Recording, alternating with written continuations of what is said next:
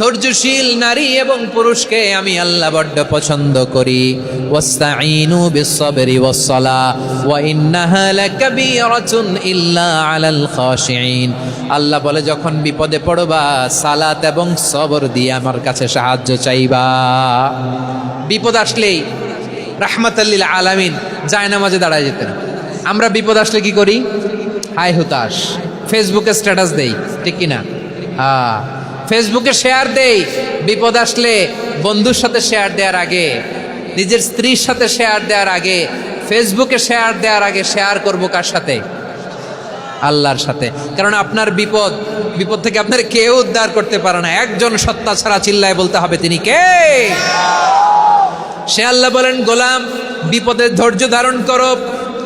আল্লাহর হাবিবকে আল্লাহ সান্ত্বনা দিচ্ছেন, ওয়াসমির আলা মা ইয়াকুলুনা ওয়াহজুরহুম হাজরান জামিলা।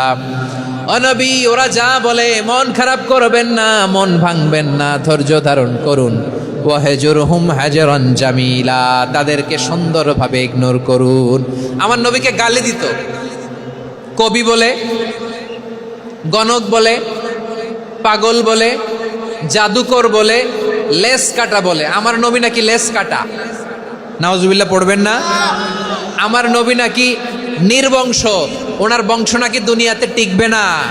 বলে মুহাম্মদ, তোমার কোনো ছেলে সন্তান বেঁচে নাই, তোমার বংশ নির্বংশ হবে। আল্লাহ বলে ইন্না শানিয়াকা হুয়াল আবতার।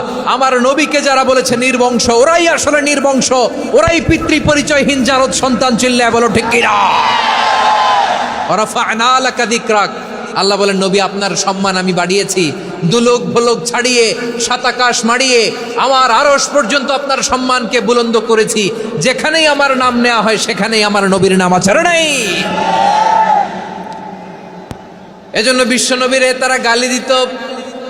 বিশ্বনবী যেন গালি শুনে মন খারাপ না করে, আল্লাহ বলেন, নবী ওয়াসবির আলা মা ইয়াকুলুন, ওরা যা বলে বলুক, আপনি মন খারাপ করবেন না।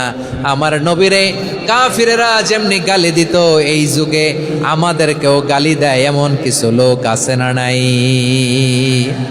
আমার নবীকে গালি দিত গণক, জাদুকর, এরপর গালি দিত পাগল, নির্বংশ বলে।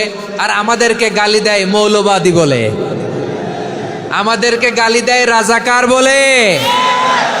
হ্যাঁ, রাজাকার শব্দটা তো এখন একটা অ্যাওয়ার্ড হয়ে গেছে, অ্যাওয়ার্ড। হ্যাঁ, রাজাকার গালি দেওয়ার দিন শেষ। হ্যাঁ, কি দিন আসলো? সুবহানাল্লাহ কইবেন না? আল্লাহ তো আমাদেরকে দেখাইছে। রাজাকার শব্দটা এখন একটা অ্যাওয়ার্ড হয়ে গেছে। সুবহানাল্লাহ, সুবহানাল্লাহ। পরিস্থিতি পাল্টে দিতে আল্লাহর সময় লাগে না। চিল্লায় বলেন ঠিক কিনা?